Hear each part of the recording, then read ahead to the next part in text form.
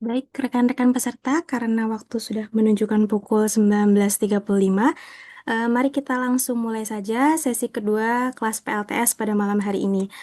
Sebelumnya, apakah suara saya sudah terdengar jelas?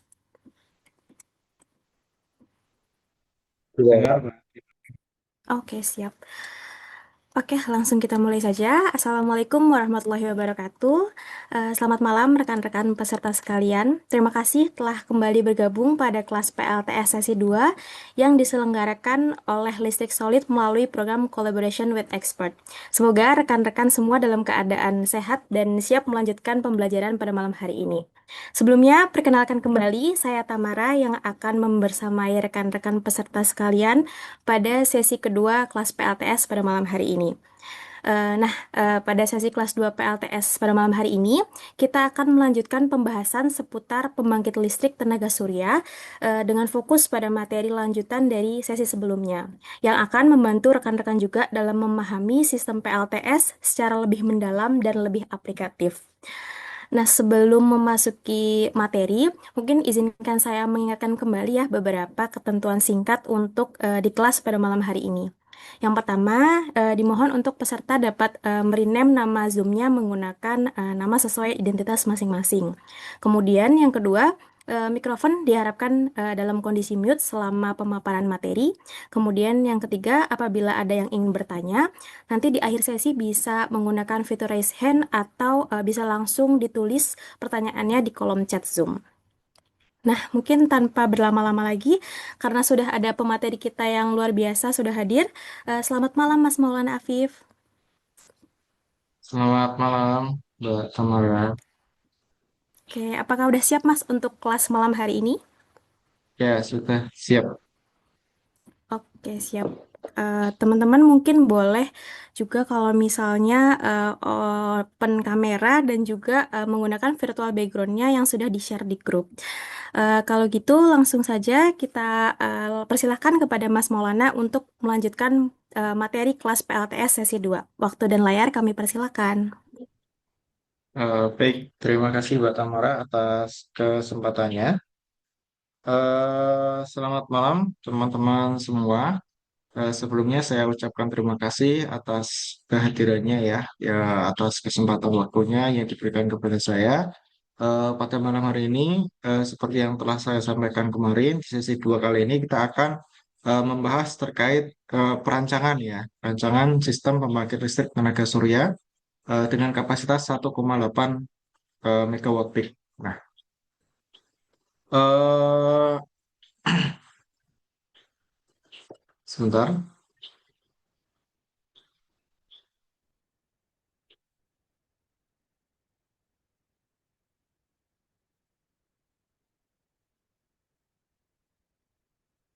Ya, untuk studi kasus pada yang akan kita bahas ya pada malam hari ini itu adalah di salah satu tempat di salah satu tempat miliknya PT Wijaya Karya. Kebetulan studi kasus yang saya sampaikan ini berdasarkan pengalaman lomba yang dulu pernah saya ikuti gitu. Jadi PT Wijaya Karya itu dulu pernah mengadakan semacam lomba desain PLTS ya dengan berbagai ketentuan termasuk di sana ada buku petunjuknya ya terkait termasuk kayak kapasitasnya berapa, terus keperluan modul PV-nya harus pakai merek apa, terus sorry kalau merek nggak ada, kapasitasnya berapa, terus apa namanya kapasitas per modulnya berapa, terus kalau inverternya mereka merekomendasikan beberapa merek begitu ya. Nah, langsung saja saya share project instruksinya ya rekan-rekan. Ya, ini file ini dari PT Wika-nya langsung ya rekan-rekan.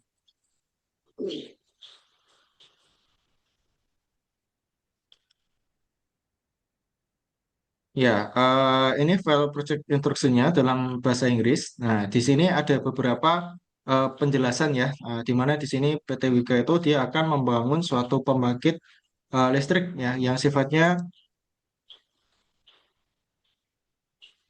renewable energy.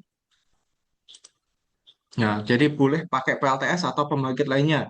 Nah, intinya dia harus renewable energy gitu. Nah, ini ya project overview-nya. Untuk kapasitasnya harus di atas 1800 kWp atau di atas 1,8 MBP. Teknologinya solar PV bisa menggunakan solar PV atau renewable energy lainnya ya. Nah, terus untuk sistem interkoneksinya adalah 20 kV. Kemudian, nah ini ada lokasi ya, lokasi dari PT Wika-nya.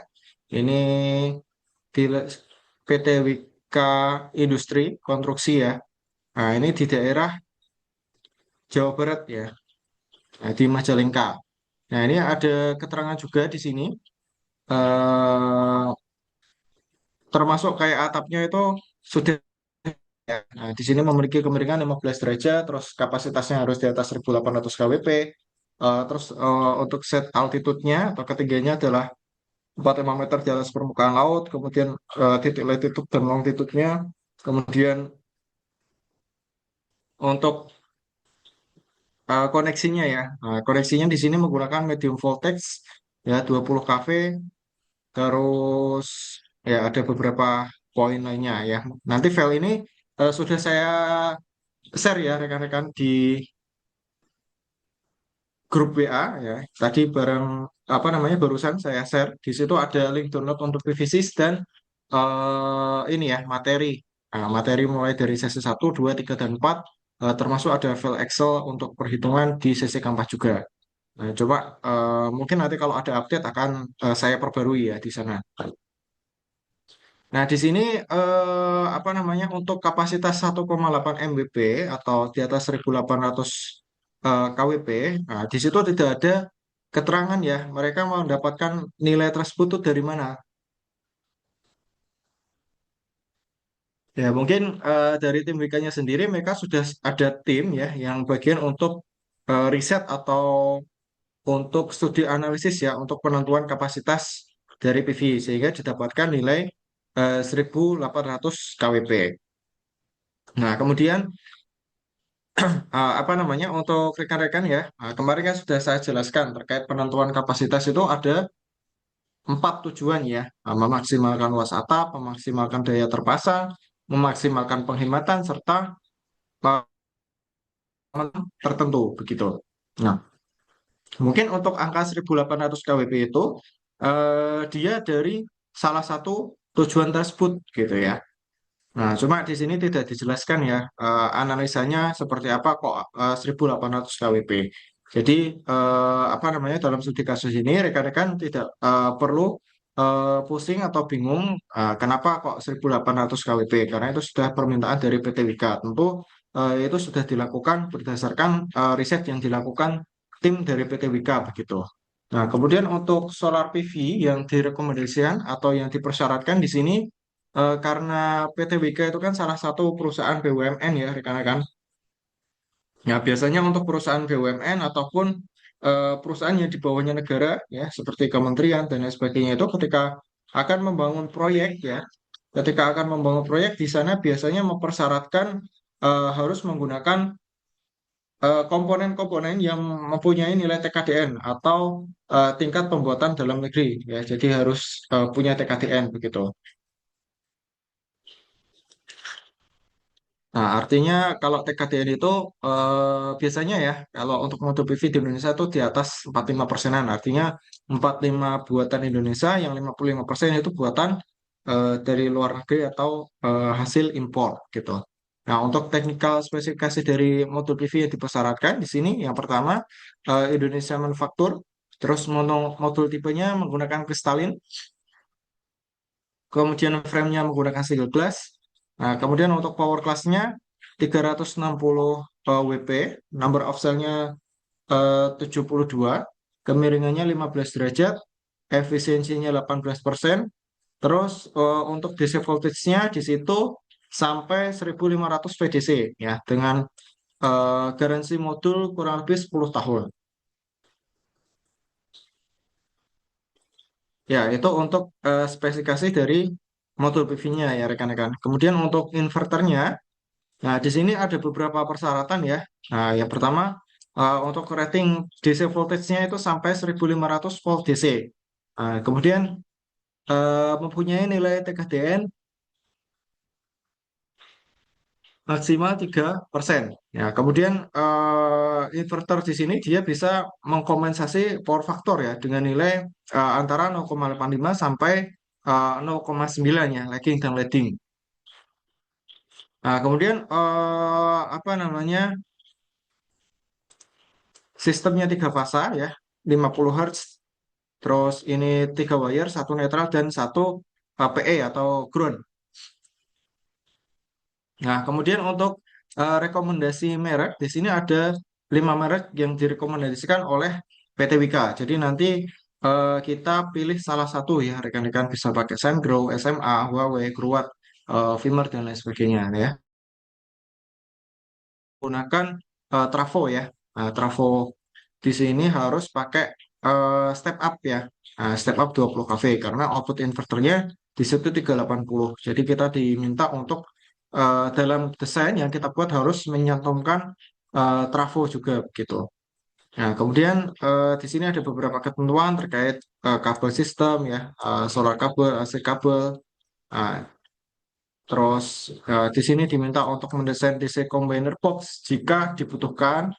Terus ada grounding system, terus ada kontrol dan monitoring system, ya, terus ada weather station ya, sensor cuaca dan lain sebagainya. Nah, kemudian untuk berikutnya ya juga diminta terkait civil dan struktur work ya. Di sini struktur for supporting PV module yaitu desain mounting rail ya, atau mounting system, control room, terus desain konstruksinya dan proses testing dan commissioningnya nanti apa aja yang akan dilakukan pengecekan gitu. Oke, ya dari review singkat terkait project instruction tersebut ya. Nah, ini sudah saya rangkum ya dalam satu file PPT ya dengan judul perancangan PLTS on grid 1,86 MWP atau 1860.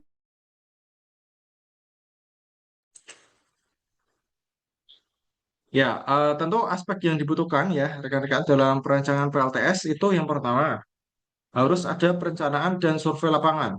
Ya, dalam hal ini kita tidak perlu melakukan survei lapangan ya. Kenapa? Karena data dari PTWK sudah diberikan secara detail ya, termasuk data bangunan, terus data apa namanya single line diagramnya itu sudah ada. Terus kemudian di sini perhitungan beban ya. Perhitungan beban biasanya digunakan untuk penentuan kapasitas modul PV. Nah, tapi di sini kita tidak perlu melakukan hal tersebut karena dari PT Wika sudah menentukan kapasitas yang akan didesain itu seberapa besar gitu. Terus ada potensi radiasi ya. Nanti bisa kita cari ya pakai Global Solar Atlas ataupun yang lainnya. Kemudian ada konfigurasi sistem dan analisis keekonomian. Nah, untuk keekonomian ini nanti itu akan dibahas di sesi 3 dan sesi 4 ya. Karena untuk simulasi software PVSys sebenarnya di sana digunakan untuk ini ya, bahan sebagai analisis keekonomian. Jadi analisis PVSys itu nanti outputnya adalah potensi energi yang akan dihasilkan serta nilai performance rasionya begitu. Ya, kemudian saya lanjutkan ya. Nah, ini untuk lokasinya sudah saya rangkum, kemudian nilai iradiasinya, kemudian til azimutnya ya. Nah, ini kan kemiringannya 15 derajat ya gedungnya. Kebetulan gedung di sini dia menghadap ke arah utara dan arah selatan. Kemudian untuk interkoneksinya dia pakai sistem 20 kV. Nah, ini coba saya tampilkan dulu dari wikanya.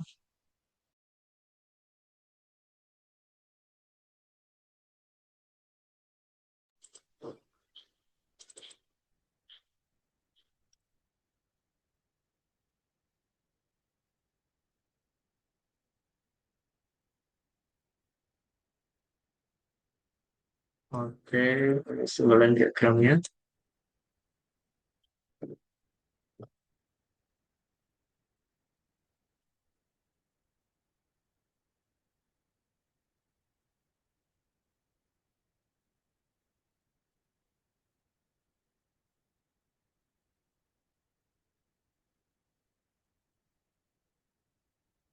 Ya, ini untuk tata layoutnya ya, rekan-rekan.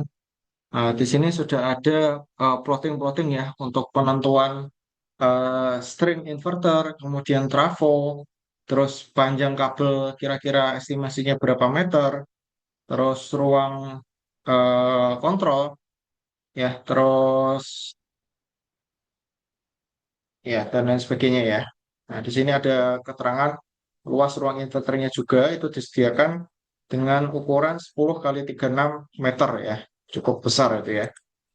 Nah, kebetulan kemudian ya untuk single line diagramnya adalah seperti ini ya rekan-rekan. Ini juga sudah diberikan. Jadi untuk sistem PLTS di sini itu sudah disediakan satu kubikel ya. Jadi sudah dari PT Wika itu sudah merancang ya. Ada satu kubikel khusus yang nantinya memang digunakan untuk sistem PLTS gitu. Jadi tidak perlu menambah panel kubikel ya untuk sistem PLTS karena sudah disediakan. Ya, kemudian ini ya, coba kita lihat lokasinya terlebih dahulu ya pakai Google Earth.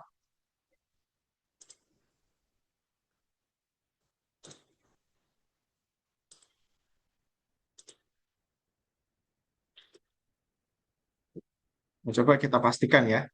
Kita lihat antara gambar yang diberikan oleh Wika dan gambar yang ada di Google Earth ya. Nah, ini mungkin rekan-rekan juga perlu menginstal ini ya, Google Earth. Nah, untuk Google Earth ini dia sifatnya open source ya rekan-rekan.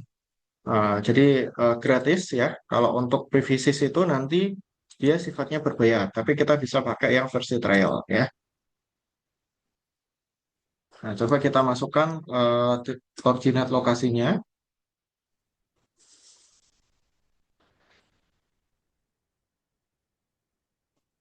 Ya, ini ya tertampil lokasi yang akan kita bangun PLTS ya. Nah, kurang lebihnya seperti ini nanti bangunannya. Oke,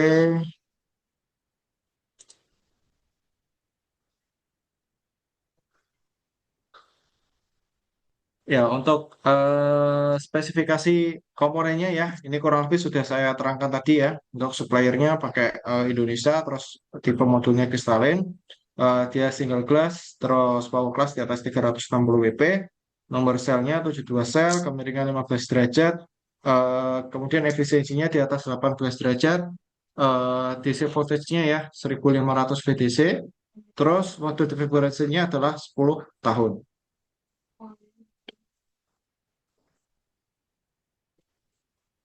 Nah, kemudian untuk spesifikasi inverternya, di situ rated tegangannya adalah sampai 1500 VDC. Ya, terus untuk minimal DC to AC conversion efisiensinya adalah 100% ya, dengan efisiensi inverternya 98,4%. Terus di sini harus disediakan ya eh, sarana komunikasi ya, Modbus RS485 dan Modbus TCP/IP. Nah, kemudian untuk rekomendasi modulnya yaitu pakai Sungrow, SMA, Huawei, Huawei, dan Vimar. Nah, kemudian untuk teknikal spesifikasinya, untuk trafo ya, di sini sistem koneksinya 20 kV ya. Jadi minimum kapasitinya adalah 1600 kW dan nilai DC-AC rasionya adalah 1,12 atau mendekati itu.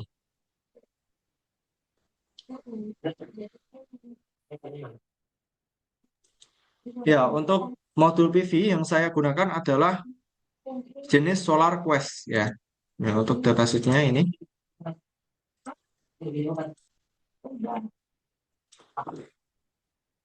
Ya, ini ya rekan-rekan ini datasheet dari modul Solar Quest ya. Kapasitasnya 395 sampai 410 watt ya, dengan total 72 sel. Nah, output dayanya adalah toleransinya adalah 5 watt ya. Oke, jadi 5 watt begitu. Terus di sini ada spesifikasi lainnya ya. Ada nilai powernya. Nah, di sini kita pakai yang kapasitas terbesarnya ya rekan-rekan. Nah, terbesarnya di sini adalah 410 WP. Terus untuk power toleransinya itu plus minus 5 watt. Terus nominal tegangannya adalah 42,2 volt. Ya, yang kita pakai yang sebelah kanan ya. yang 410 ya, yang kapasitas terbesar.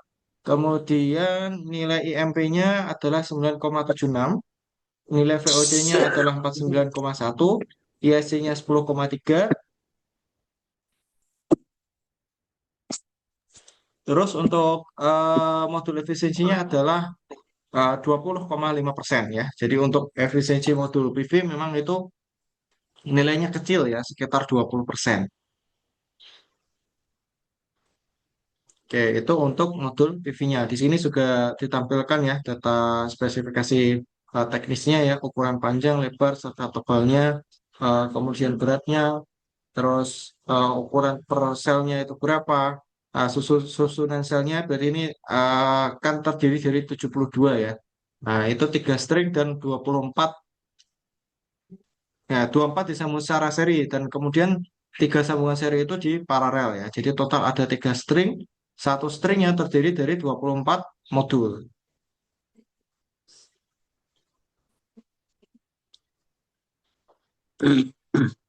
Ya, itu untuk modul PV-nya ya, rekan-rekan. Nah, di sini sudah ada keterangannya, Indonesia National Standard SNI, kemudian Local Content Level atau dia sudah ber-TKDN atau buatan Indonesia.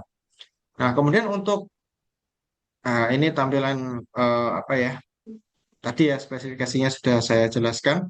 Nah, di sini nilai TKDN-nya adalah 45,5% ya. Jadi cukup besar ya untuk level MotoGP. Kalau untuk yang saat ini mungkin nilai TKDN-nya itu sudah lebih besar lagi ya.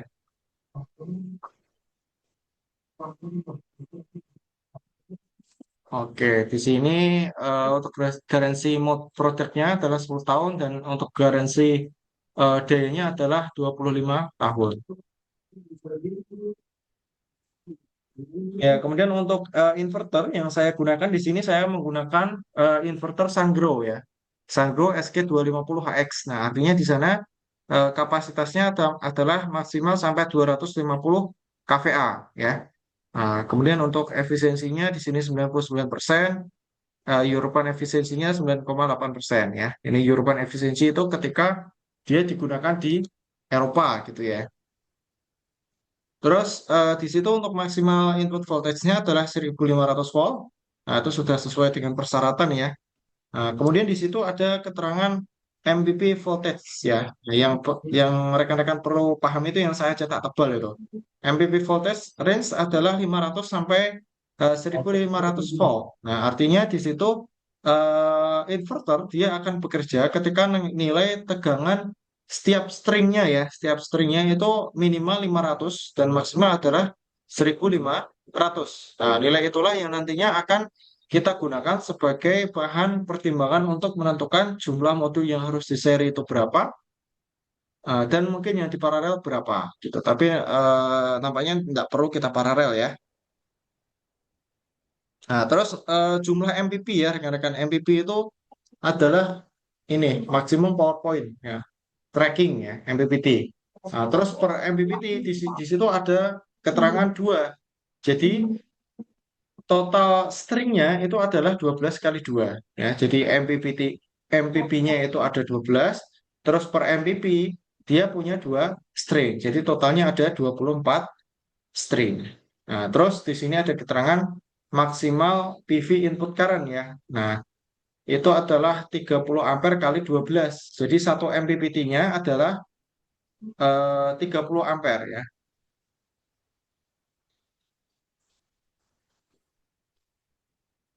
Nah, di sini satu MPP itu sama dengan 30 ampere ya. Satu MPP itu kan terdiri dari dua string ya.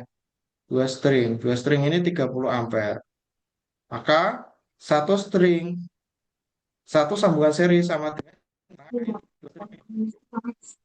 adalah 15 ampere. Nah, nilai ini nih yang perlu kita koreksi ya rekan-rekan. Kita pastikan antara PV dengan inverter itu dia sudah sinkron atau belum. Nah, di sini untuk inverternya dia mampu menahan arus sampai 15 ampere saja. Nah, kita lihat, untuk modul PV-nya ternyata nilai arus tertingginya atau nilai ISC-nya adalah 10,3. tiga. Ya, jadi masih di bawah 15 ampere. Jadi sudah apa namanya masih di bawah toleransi begitu ya. Oke, kemudian untuk AC outputnya di sini kita bisa milih ya ada yang 250 kVA, 225 dan 200 kVA. Tentu kita pilih yang nilai tertinggi ya, yaitu 250 kVA. Terus ada maksimal AC output current. Nah, itu kaitannya nanti dengan penentuan kabel dan breaker. Kemudian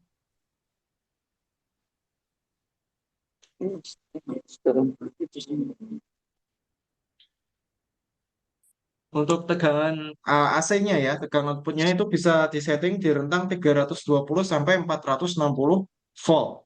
Nah, nilai THD-nya kurang dari 3%. Nah, untuk komunikasinya di sini pakai RS485. Nah, jadi secara keseluruhan ya, inverter yang saya pilih, nah, di sini adalah Sungrow dan di situ sudah memenuhi beberapa kriteria yang diminta dari PT Wika ya. Nah, kemudian untuk trafonya di sini pakai merek Schneider ya. Kapasitasnya adalah yang 250 kVA dengan high voltage-nya adalah 200 sorry 20 kV ya atau 20.000 volt.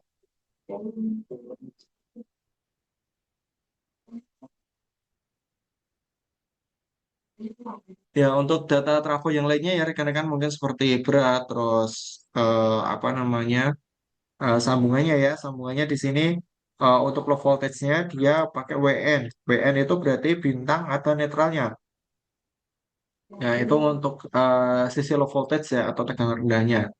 Berarti di sini harusnya ada empat ini. Satu, dua, tiga, empat. Ya, benar ya. Ini kelihatan nih. Dua, tiga. Ya, ada empat apa namanya sambungan ya. Tiga fasa dan satu netral. Kemudian untuk outputnya ya DWN 11 ya. Berarti delta delta itu untuk sisi primernya atau sisi tegangan tingginya ya. WN berarti untuk sisi rendahnya dan ada netralnya. Terus di situ ada keterangan 11 ya. 11 ini berarti pergeserannya adalah 11 kali 30 derajat sama dengan 330 derajat. Ya, ini pergeseran fasanya adalah 330 derajat. Begitu. Oke, saya izin ke belakang sebentar ya, rekan-rekan.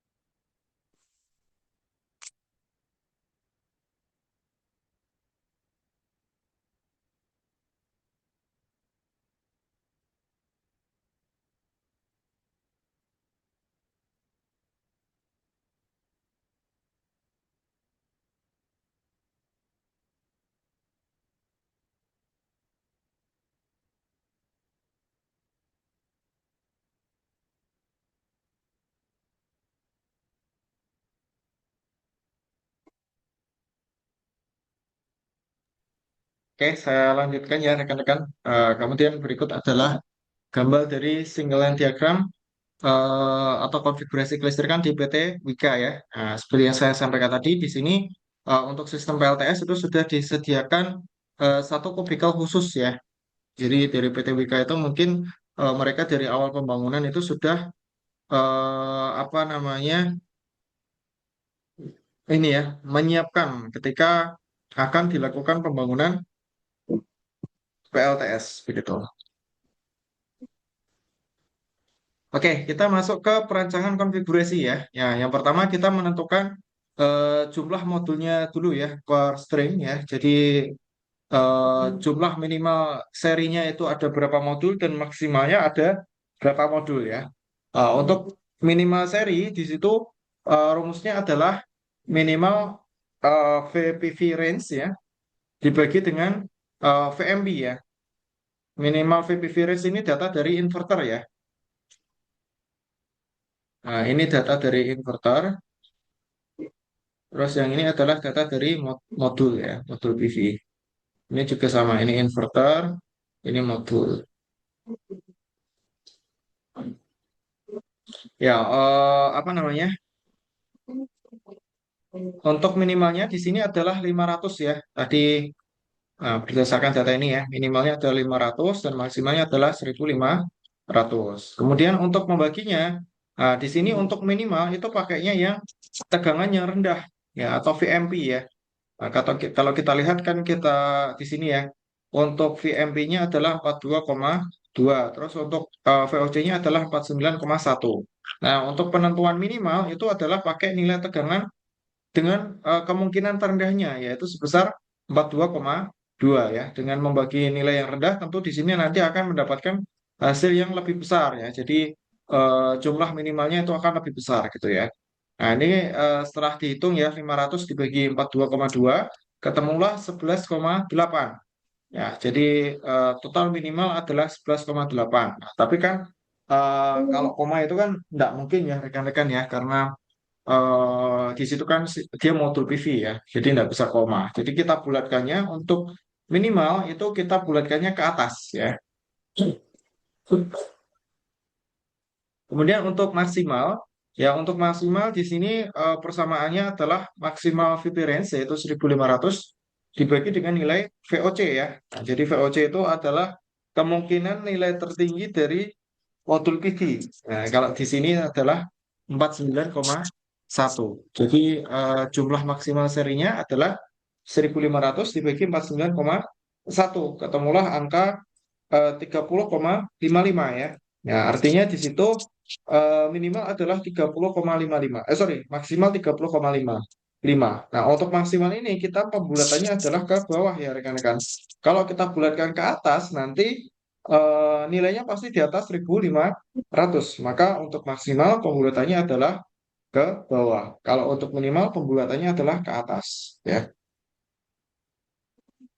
Oke, kemudian jadi dari perhitungan tadi ya, nah di sini saya tentukan ya jumlah modul PV dalam satu string adalah 27 modul PV ya. Jadi kan 27 itu kan masih di rentang antara 12 sampai 30 ya. Sehingga dalam satu inverter terdapat 24 string.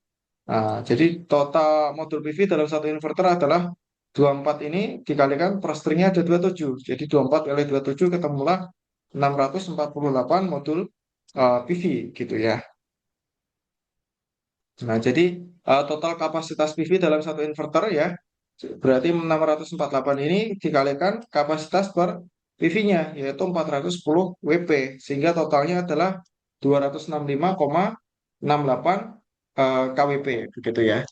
Nah, kemudian jumlah inverternya, nah, kita pakai 7 inverter, karena kalau kita pakai kurang dari itu nanti kapasitasnya di bawah 1.800 kWp begitu ya. Jadi yang paling tepat adalah pakai 7 buah inverter ya. Jadi total kapasitas inverternya adalah 1,75.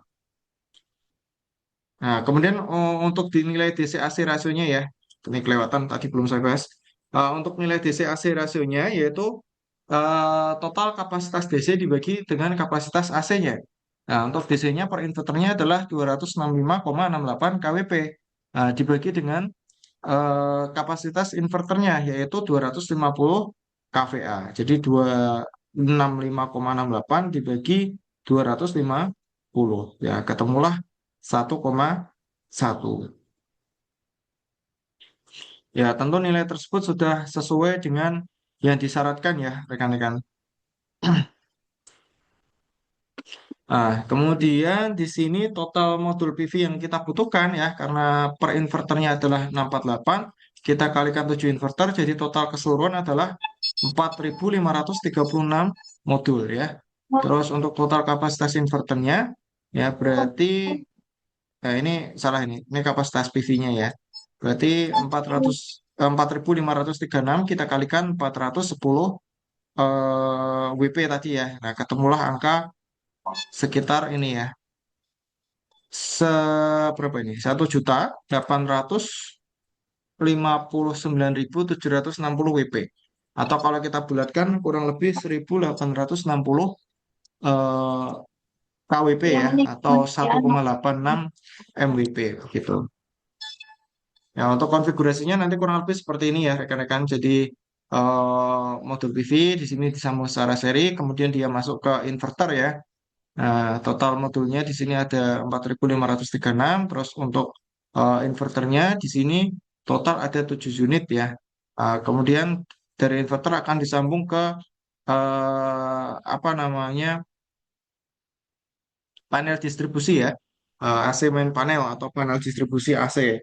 Kemudian untuk berikutnya dari panel distribusi disambungkan ke trafo ya. Oke. Nah, ini ya rekan-rekan, mungkin kita sedikit ini ya membahas kenapa kita pakai 27 modul PV, kok nggak dimaksimalkan 30. Nah, coba kita lihat gambar. Nah, kita lihat gambar desain yang telah saya buat ya rekan-rekan. Nah, di sini ini sudah saya ukurannya sudah saya sesuaikan dengan ukuran dari PT Wika ya. Jadi insya Allah sama persis gitu. Nah, untuk modul PV di sini memang tepatnya itu untuk kelipatan 3 ya.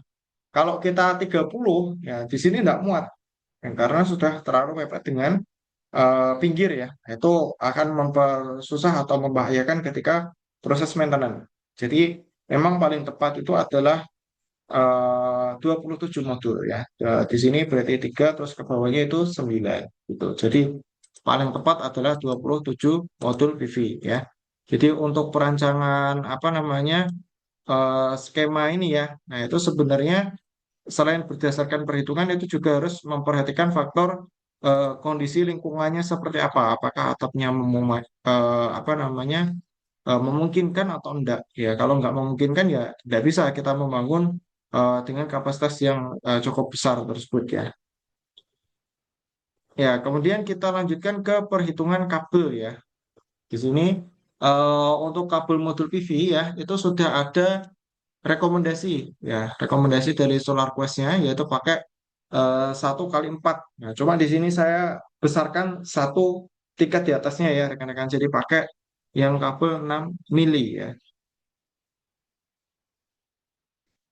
Ya, kenapa untuk kabelnya saya besarkan? Karena di situ kabelnya sangat panjang ya. Nah, jadi kalau apa namanya, diameternya tidak dibesarkan, nanti akan terjadi drop voltage ya. Makanya eh, ini ya lebih baik ketika kabelnya itu panjang itu harus dibesarkan diameternya begitu. Ya, di sini untuk modul PV tadi 6 mili ya. Terus untuk output inverter ya, untuk output inverter, nah jadi kabel ini 6 mili, terus untuk kabel output inverter ini, nah kita lihat inverternya tadi tegangan, sorry, arus maksimalnya berapa, atau arus outputnya berapa, yaitu sekitar 180,5 ampere. Nah, kita sesuaikan dengan ini ya rekan-rekan. 180,5 dikalikan 1,25, ketemulah 226. Nah, berarti kita harus mencari kabel yang mampu menghantarkan arus sampai 226 ampere. Ya, ini pakai ukuran kabel 95 ya. Ketemulah nilai sebesar 245 ampere ya. Jadi masih di atasnya dari 226 ampere gitu. Jadi untuk kabel output dari inverter yang kita gunakan adalah 4 kali 95.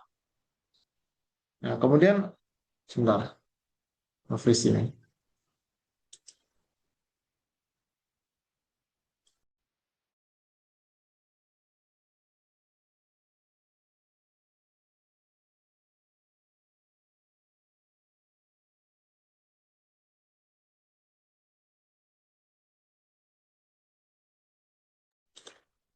Ya, kemudian untuk output dari ACB-nya ya, nah kita pakai kabel ukuran berapa?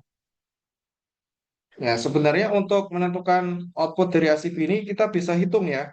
Jadi totalnya kan ada 7 inverter. Nah, ini kalau rumus perhitungan berdasarkan kuil ya, itu 180,5 dikalikan 1,25 ditambah 180,5. Nah, karena total kabelnya ada 7 ya. Nah, yang satu ini sudah ditoleransi, yang ini kita kalikan 6. Berarti berapa itu?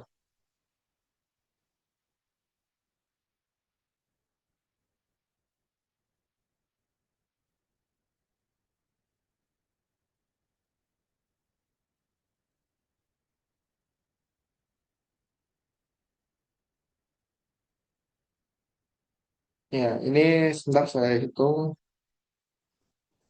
Oke, pakai kalkulator saja ya rekan-rekan. 180,5 dikali 1,25. Nah, berarti ini sekitar 226 gitu ya. Terus 180,6 1,180,5 dikalikan 6. Nah, ketemulah 1083. Oke, berapa itu? 1083 ditambah 226. Ya, sekitar 1309 ampere. Ya, ini adalah potensi arus maksimal terbesar ya.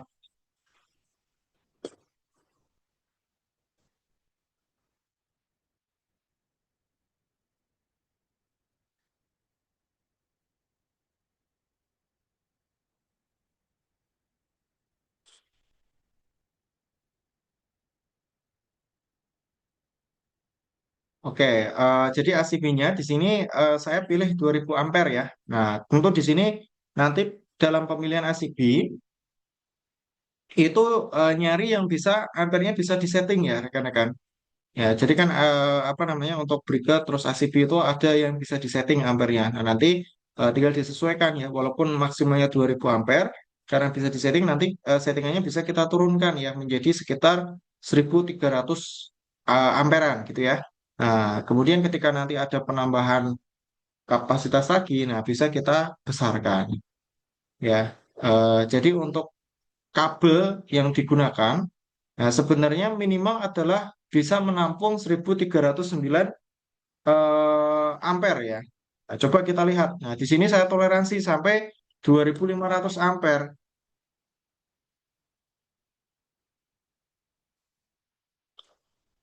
Nah, oke, jadi satu kabelnya di sini dia bisa mentolerir arus sampai 825. Berarti totalnya kalau kita kalikan 3 adalah sekitar 2425. Ya, jadi itu sudah sangat cukup sekali ya rekan-rekan karena sebenarnya yang kita butuhkan hanya sampai 1309 saja. Cuma di sini kabel yang kita pakai bisa mampu sampai 2500 ampere ya. Nah, kemudian untuk output trafo ya, untuk output trafo, nah, tadi kapasitas trafonya itu kan berapa? 2500 ya, 2500 kita kalikan. Nah, ini kan dayanya ya. Kita bagi dengan 20 kV ya. Ya, jadi arusnya adalah sekitar 125 ampere. Nah, oke. Jadi untuk kabel tegangan menengahnya di sini kita cari yang mampu menghantarkan arus sampai 125 ampere. Ya, 125 dikalikan 1,25 lagi ya. Nah, berapa itu? 125.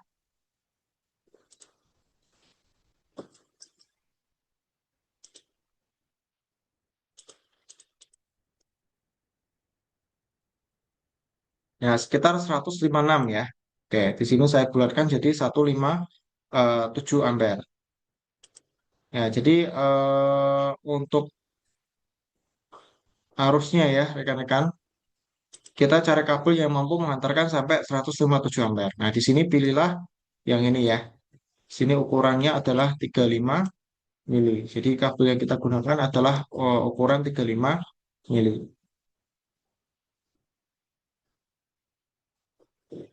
Nah, ini ukuran kabel TM terkecil ya. Kalau di bawah ini tidak ada.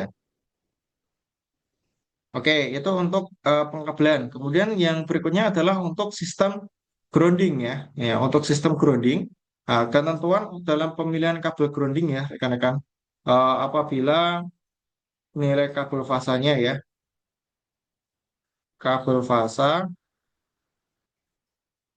itu kurang dari 16 mili, maka kabel groundingnya nah, adalah sama dengan kabel fasa ya.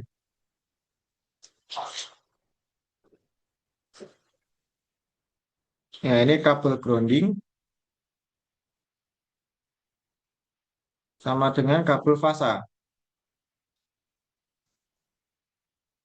Ya, ketika kabelnya di atas 16 mili, nah, ketika kabel fasanya itu di atas 16 mili, maka kabel groundnya itu sama dengan setengah dari kabel fasa ya.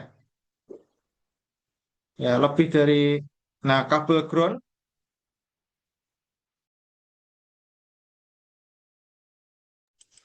terus untuk kabel ground, nah ini maksimal cukup 70 mili, uh, apa namanya, 70 milimeter persegi ya. Ya, jadi apabila kabel fasanya sampai besar ya, sampai berapa 400 terus 300 dan lain sebagainya, maka kabel groundnya cukup 30 sorry 70 mili saja begitu. Itu apa namanya untuk perhitungan kabel ground.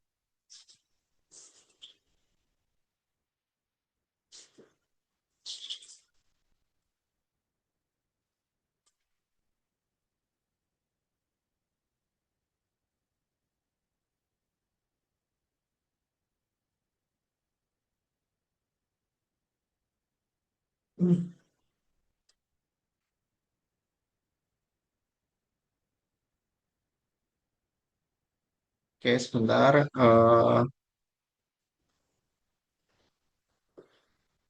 Sebentar. Layarnya nge-freeze ya rekan-rekan. Bentar.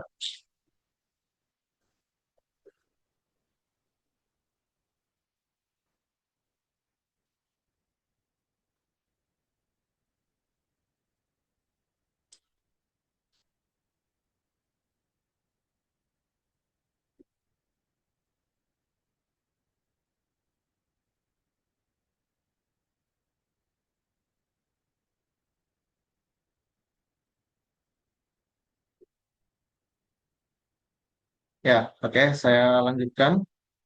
Jadi untuk penentuan kabel groundingnya seperti ini ya. Nah, ini untuk kabel output dari PV-nya adalah satu apa namanya? Kita samakan ya, yaitu 6 milimeter persegi. Ya, laptop saya agak panas ini makanya ya menutup ya. Saya lupa menyalakan fan-nya tadi itu. Oke, saya lanjutkan. Terus untuk kabel dari output inverternya ya, kabel groundnya dari inverter tadi kan kita pakai kabel 95. Nah, setengah dari 95 yaitu adalah 50 mili.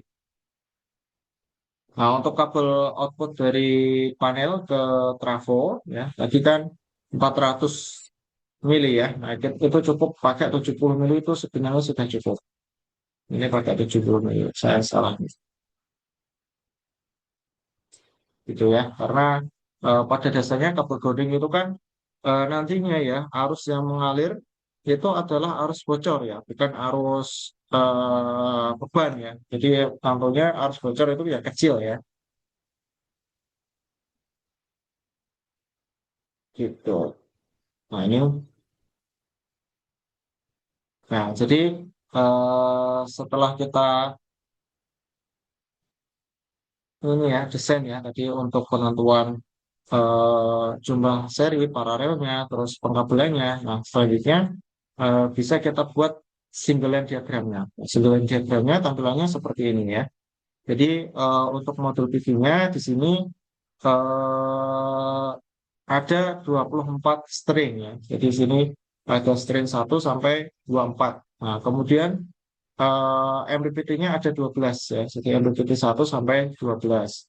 Nah, kemudian satu modulnya apa namanya satu stringnya di sini ada 27 modul ya. Nah, ini 27 modul yang disambung secara seri. Nah, oke. Nah, di sini pakai solar kabel ukuran 6 mm. Kemudian untuk output dari inverternya di sini pakai kabel 4 kali 95 ya. Oke. Terus untuk penentuan breakernya ya rekan-rekan. Oke, ini breaker tadi belum dihitung ya. Oh iya, saya lupa monitor breaker ya. Ya, pada dasarnya kalau untuk kabel ya safety car-nya adalah 1,25. Ini standar build ya.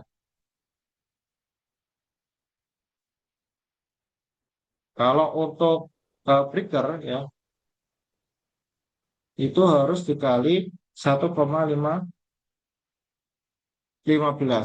Nah, kalau kabel 1,25, kalau breaker itu 1,15. Jadi misal ini arusnya adalah 180,5, berarti untuk breakernya ya, untuk breakernya di sini sama dengan berapa itu? 180 dikali sorry, eh, 180,5 dikali 1,15. Ya, sekitar 207 ampere ya. Nah, di situ kita pilih ya. Saya pilih 250 ampere. Ya. Nah, ini yang pilih yang bisa diatur ya. Ya, 250 itu nanti cari MCB yang nilai ampernya itu bisa diatur. Jadi walaupun maksimalnya eh,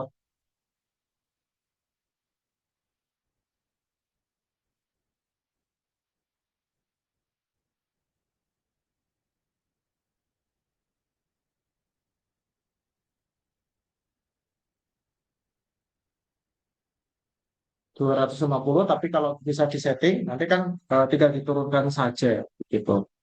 Nah, nanti suatu waktu misal kapasitasnya mau diubah atau apa ya, baru kita naikkan. Gitu ya, rekan-rekan.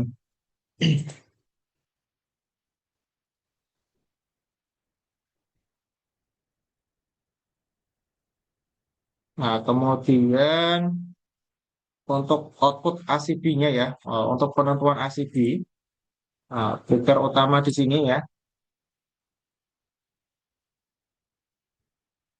itu rumusnya mirip sama ini ya, 180,5 dikali 1,15. Nah, ya dikalikan 1,15 itu cukup yang terbesar saja. Nah, tapi karena di sini ampernya sama ya, nah jadi kita cukup kalikan 1,15 itu salah satu saja. Nah, salah satu ini kita kalikan 1,15. Kemudian ditambah 80,5 dikali 6. Nah, ketemu berapa itu? 180,5 dikali 1,15. Nah, ditambah 180,5 dikali 6.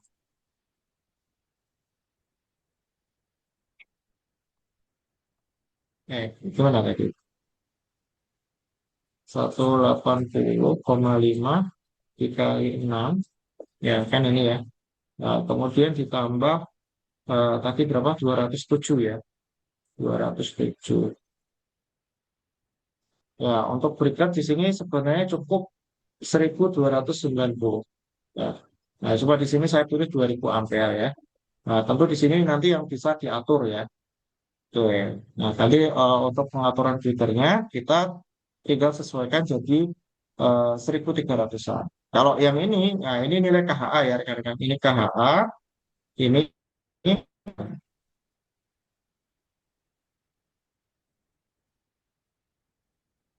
Nah, KHA itu untuk menentukan kabel, kalau filter itu untuk proteksi gitu. Ya, ya, kemudian untuk di sisi atasnya ya, kalau saya pribadi kalau mendesain single line diagram biasanya seperti ini ya, rekan-rekan. Jadi yang arahnya kemana, di situ saya kasih jeweret ini, terus saya kasih keterangan kabelnya ukuran berapa, gitu. Yang hijau ini kabel ground ya.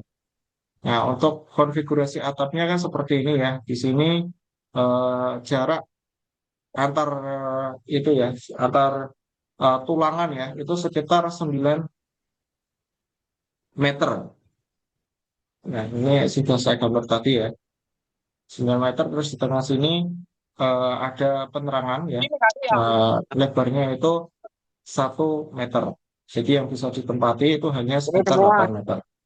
Nah, sehingga untuk desain konfigurasi array-nya ya. Nah, jadi nanti seperti ini. Tata letak PLTS-nya seperti ini. Ya, ini total kan ada berapa array berarti ya. Satu satu inverter kan ada 24 string. Kita kalikan 7. Ini Ada dipasang. 168 array ya. Jadi ini kalau rekan-rekan hitung ya, 1, 2, 3 dan seterusnya ini di total ada sampai 168. Ada lah pokoknya. Ada lah pokoknya. Ya, sekitar ya, ini ya. Ini di sini sudah saya kasih nomor ya rekan-rekan ya. Array 01-nya dari sisi sini ya. 1, 2, 3, 4 dan seterusnya. Nah, itu harus ada penomorannya. Plus di apa namanya pembuatan drawing juga di sini harus arahnya dibuat secara detail. Pitnya berapa, SIP-nya berapa gitu. Nah, terus di sini ada blok kuning itu dikasih keterangan inverter area, terus yang coklat ini adalah trafo. Kemudian yang merah-merah ini adalah walkway ya, tempat untuk berjalan. Nah, terus ada left lane. Left lane itu untuk ini ya mencatolkan body harness gitu sebagai garis keamanan ya untuk pencatolan body harness. Terus yang abu-abu ini adalah ventilasi, yang bulat ini adalah heating station dan lain sebagainya. Seperti ini. Nah, kemudian setelah konfigurasi RAID, ini juga ada konfigurasi string ya.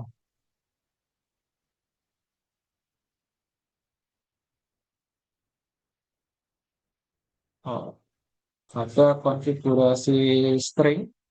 Nah, untuk konfigurasi string itu, karena string itu kaitannya kan dengan sambungan seri pada inverter. Jadi nanti harus ada identifikasi warna ya untuk membedakan array nomor sekian sampai sekian itu dia dihubungkan ke inverter berapa gitu ya.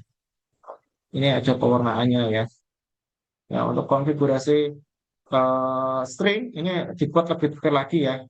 Nah, ada kode A01, berarti array nomor 1, I1, inverter 1, string 01. Terus di sini untuk modul PP-nya juga harus dikasih penomoran.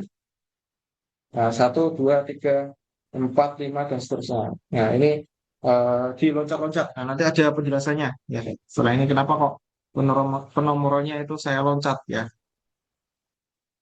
Itu kaitannya dengan sambungan seri paralelnya gitu.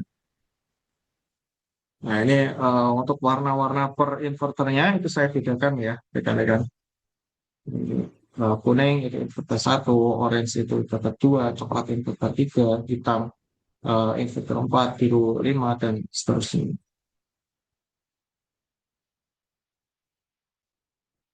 Nah, ini adalah sambungan ya, sambungan dari PV ya. Nah, ini kan tadi yang paling atas itu kan nomor 1. Terus enggak, duanya itu enggak di bawahnya, tapi loncat satu. Nah, kenapa? Karena di sini untuk serinya itu langsung loncat satu, jazz ke bawah. Nah, kenapa seperti itu? Nah, itu kaitannya dengan desain teknisnya dari PV ya. Jadi PV itu kan dia main plus atau sebaliknya gitu.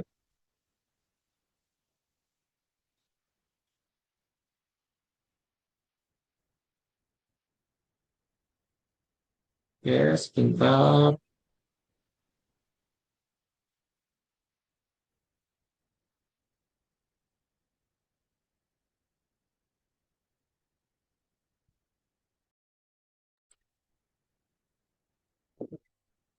Nah, ini dari dua, terus loncat ke sini tiga, empat, lima. Nah, terus setelah sampai bawah ini baru balik ya.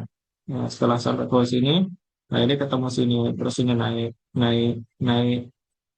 Nah, konfigurasi ini dinamakan sistem zigzag ya, kita lihat kan.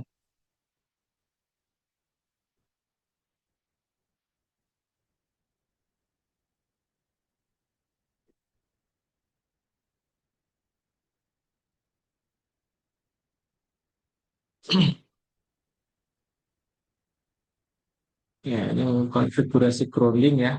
Oke. Ya, untuk sistem grounding ya, rekan-rekan. Nah, untuk sistem grounding dari yang PLTS, jadi semua modul PV, nah, itu nanti groundingnya akan terhubung jadi satu. Nah, caranya gimana? Jadi, modul PV, bodinya itu adalah konduktor ya. Nah, bodinya modul PV itulah nantinya itu yang akan dijadikan sebagai grounding ya. Jadi, misal ini modul PV1 dan seterusnya ya. Cara menghubungkannya adalah dengan memberikan grounding plate. Nah, grounding plate ini diletakkan di tengah-tengah sini. Nah, kemudian ini di sini kan ada eh, ini ya semacam dibuat lancip gitu. Nah, karena ada lancip inilah dia akan melukai si modul PV. Nah, sehingga modul PV1 dengan modul PV sebelahnya itu akan saling terhubung gitu. Nah, jadi penghubungannya kan dia lurus ke atas gini. Nah, terus antara mounting sini dengan sini, nah itu kan nggak ada penghubungnya. Nah, penghubungnya pakai grounding lag. Nah, grounding lag itu seperti ini. Nah, nanti di sini, ya ini dikasih kabel. Nah, jadi yang menghubungkan sini ke sini itu kabel. Ini kabel, kabel, kabel. Nah, jadi nanti secara total keseluruhan motor TV itu akan groundingnya akan dihubung menjadi satu ya. Nah, kenapa sistem grounding itu penting sekali? Yaitu untuk proteksi ketika terjadi arus bocor ya rekan-rekan ada tidak nyetrum ya.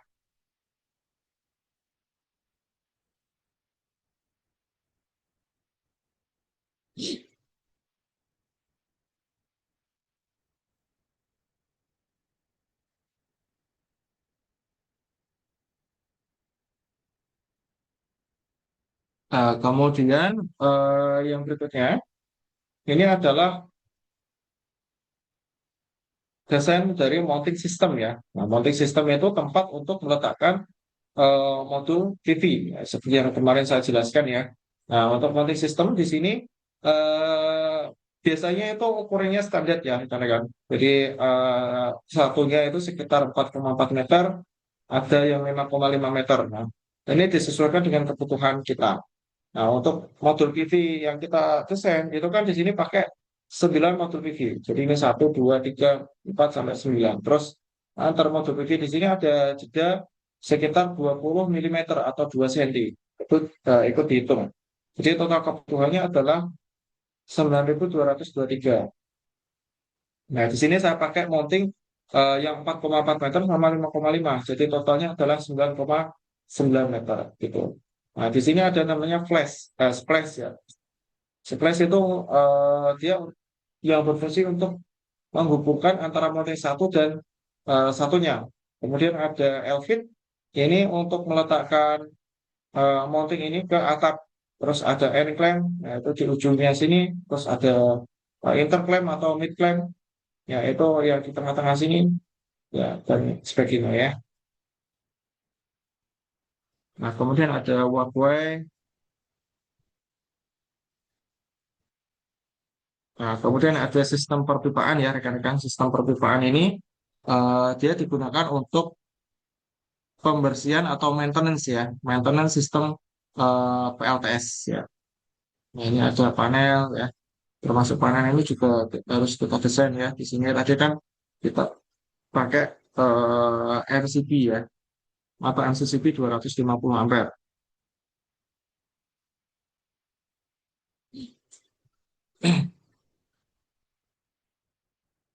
Kemudian ACB-nya di sini nah, pakai yang 2000 ampere tadi. Terus di sini ada power meter, terus ada relay proteksi dan sebagainya. Ya, ini ya, ini fitur yang digunakan ya di sini ya, cari yang jenis adjustable ya. Nah, bisa diatur di sini. Ini juga dia bisa diatur. Ya. Ini desain monitoringnya. Nah, kemudian ini relay proteksinya. Ya, relay proteksi itu sifatnya opsional ya, rekan-rekan bisa dipakai, bisa tidak, begitu ya.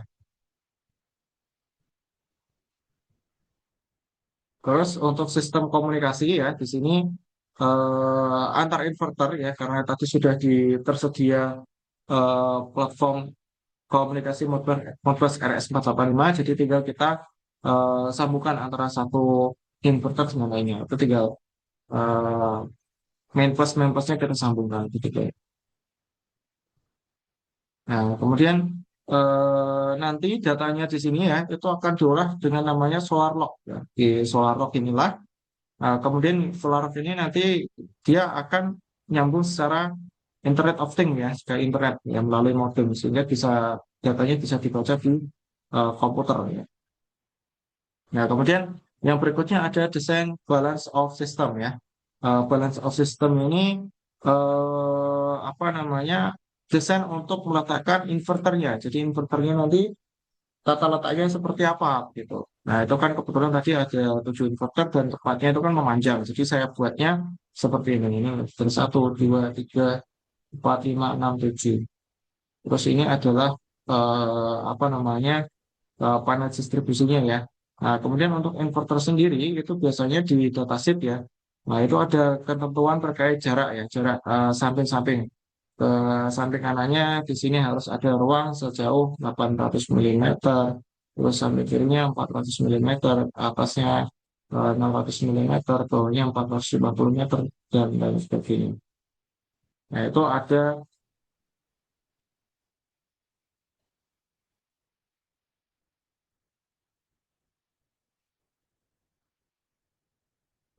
apa namanya ketentuan ya, ketentuan di datasheetnya.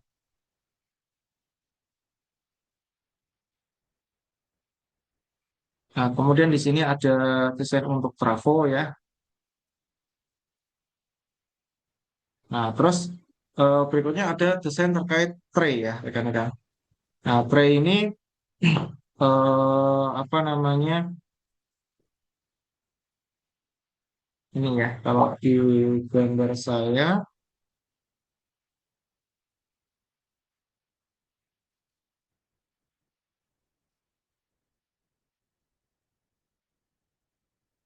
ini ya, yang warna merah. Nah, ini tray, tray, tray. Jadi untuk setiap bagian-bagian ini nanti kabel traynya ukurannya pasti beda-beda ya. Nah, untuk yang sisi-sisi ini kan berarti totalnya ada 21 array atau 21 string. Nah, di situ berarti kan ada 21 kali 2. Nah, ada 42 kabel, 42 terus groundingnya satu atau pakai 2 kabel. Nah, jadi sekitar 44 kabel ya. Jadi kita buat ya. Nah, untuk rooftop di array 01 sampai array 02 ya di sini total ada 42 kabel ya. Benar ya sesuai dengan perhitungan saya tadi. Nah, itu bisa kita perkirakan luasnya berapa. Nah, luasnya adalah sekitar 1735 ya, 1730-an ya. Nah, sedangkan kabel teri yang kita gunakan adalah 50 kali 100. Jadi ini kan 5.000. Nah, jadi 1730 ini kita bagi 5.000 ketemulah 34,6%. Nah, kemudian untuk rooftop Ya, nomor 148 sampai 168 juga sama. Terus yang hadap-hadapan ya, itu ya luasnya harus lebih besar ya. Nah, itu pakai yang ukuran 150 kali 50. Nah, pokoknya untuk kabel tray ketentuannya itu kabel yang di dalamnya itu harus di bawah 50% dari luas yang tersedia ya. Nah, katakanlah luasnya adalah 5.000. Nah, seperti ini ya. Katakanlah luasnya 5.000. Nah, kabel traynya apa namanya? Luas kabel yang ada di dalamnya itu tidak boleh lebih dari setengahnya atau 2.500. Jadi maksimal itu 2.500. Nah, kenapa seperti itu? Agar ada ventilasi udara ya.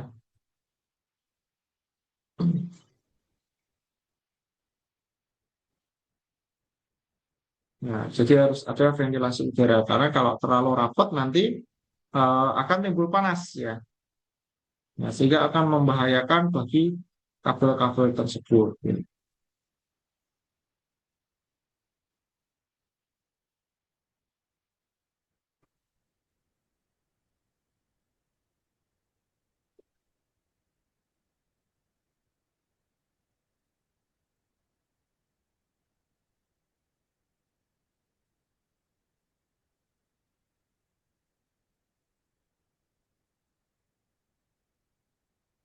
Nah, ini adalah beberapa perlengkapan dari tray ya, rekan-rekan. Oke, yang terakhir ada desain tangganya juga. Tangga ini apa namanya sebagai akses untuk kita ketika mau naik ke atas atap ya. Oke, terkait materi saya sudah cukup rekan-rekan. Cuma masih ada ya sampai jam 9-an ya. Coba akan saya tampilkan foto-foto ini ya. Mungkin penam apa namanya penampakan di atas atap PLTS itu seperti apa sebentar. Biar rekan-rekan lebih tergambar gitu ya.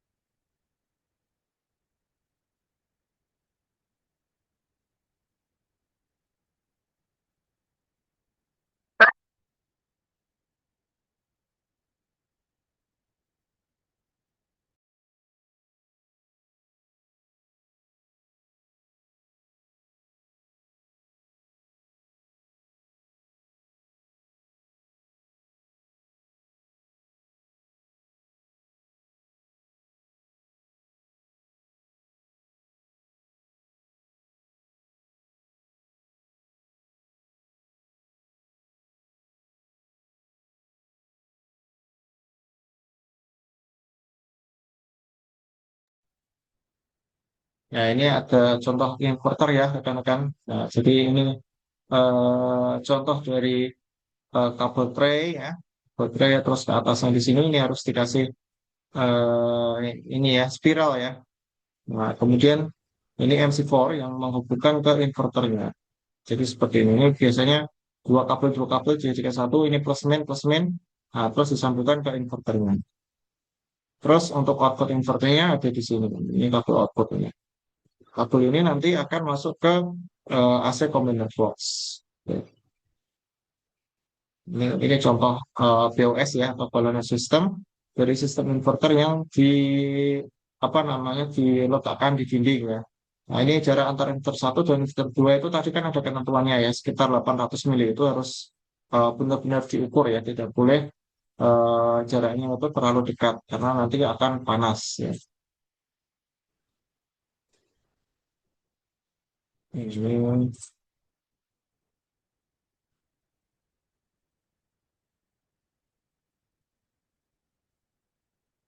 ini penampakan PLTS di atas ya. Ini, nah, oke, ini kelihatan ya. Ada grounding lock ya. Nah, ini end clamp, terus di sini ada grounding lock, ini kabel grounding ya. Nah, kabel grounding. Nah, kemudian di sini ada juga kabel ini ya, kabel untuk PV-nya ya. Jadi kabel grounding sama PV sama-sama dia ditaruh di dalam spiral. Terus yang kuning ini ada catwalk. untuk tempat berjalan. Ini kalau nggak dikasih catwalk, nah nanti atapnya itu ya pasti ini ya banyak yang luka gitu. Ini sudah ada catwalk pun kadang kita kalau jalan itu masih salah ya. Kalau jalan ini kan di tempat yang agak datar ya, bukan bukan yang dinaikannya itu ya. Nah, terus ini ada contoh pipa ya, pipa untuk air, terus ini tray, terus ini ada kawat seling. Nah, kawat seling inilah yang digunakan sebagai safety line. Nah, untuk meletakkan apa namanya body harness kita, gitu ya. Nah, ini masih belum rapi ya, karena ini belum belum selesai ya kan, karena masih belum tertutup ini.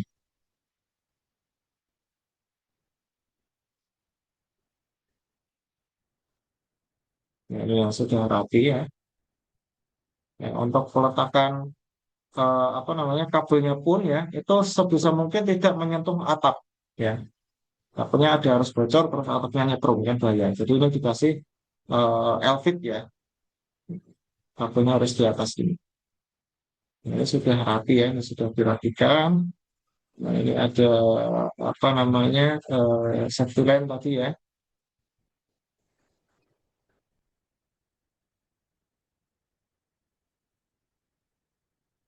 Nah, ini tampak bawah,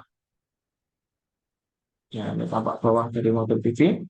Nah, untuk kabel-kabelnya pun di sini harus tidak boleh menyentuh atap. Ya, ini ditarik, ditarik pakai kabel T terus dikenakan sisi sampingnya ya. Sisi sampingnya ini berarti mounting railnya gitu.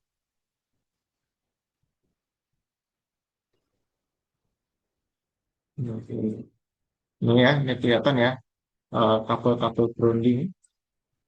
Terus contoh ini klem, ini,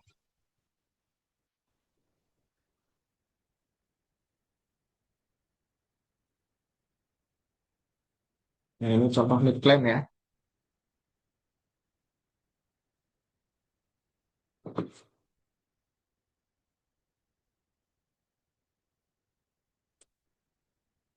Nah, ini contoh ini ya rekan-rekan apa tadi grounding clip. Nah, ini kan modul satu. Yang sebelah kanan ini modul, terus yang kiri ini modul. Nah, di sini sama-sama dilukai, ya, ini diluka.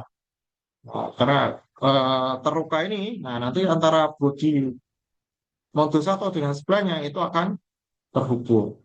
Gitu. Nah, ini contoh yang lebih jelas ya. Oke, ini. Jadi ini ngegram, terus di bawah ini dikasih bodi.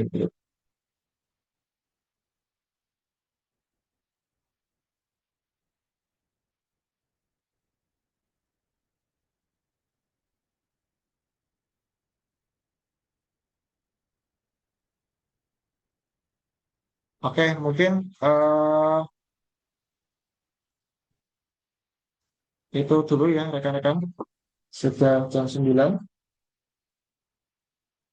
Untuk berikutnya bisa dilanjutkan sesi tanya jawab. Saya kembalikan ke Mbak Tamara. Sebelumnya saya izin minum sebentar.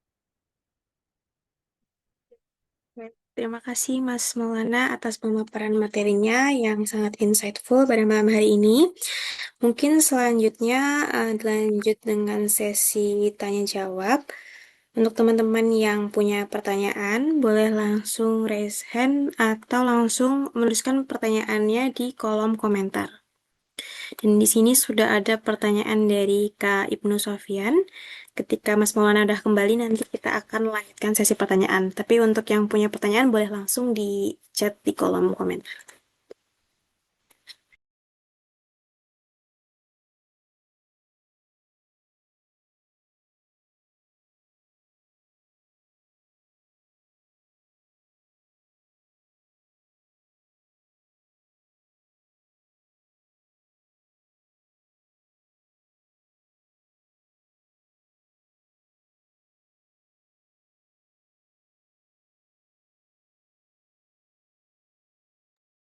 Oke, karena Mas Maulana sudah kembali, mungkin dari yang raise hand terlebih dahulu ya untuk pertanyaannya.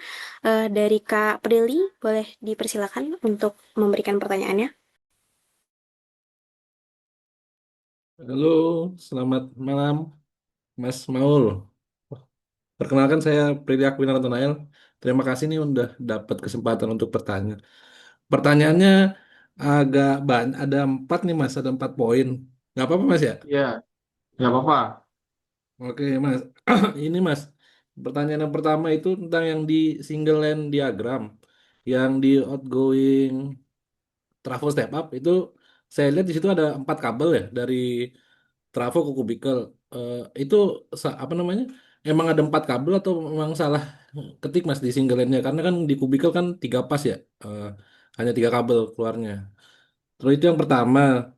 Terus yang kedua di bagian desain string PV modul ke inverter kan ada DC per AC rasio ya. Nah, tadi di presentasi itu dibuat DC per AC, DC per AC rasionya itu 1:1. Nah, itu standarnya harus berapa sih Mas supaya apa namanya inverter ini dia efisiensinya baik gitu. Apa boleh hanya apa 1:1 dengan kapasitas modul atau bagaimana Mas? Lalu standarnya itu di apa IC, PUIL kah atau SNI? Nah, itu yang kedua.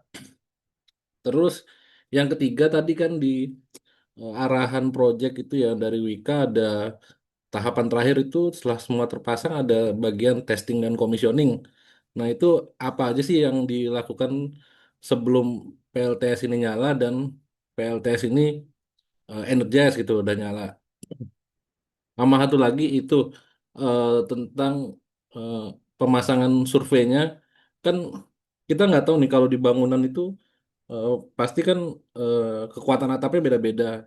Nah itu tahapan untuk apa menentukan atap ini cocok dipasang PLTS beberapa kapasitas berapa itu bagaimana Mas itu? Cukup Mas itu pertanyaannya. Terima kasih.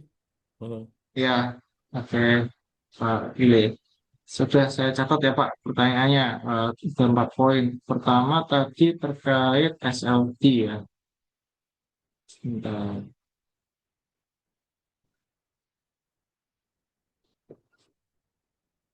Yang mana Pak? Setelah trafo atau sebelum trafo Pak?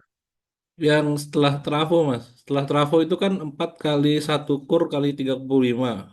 Itu Hmm, eh, oke, sebentar. Saya lupa lagi trafonya.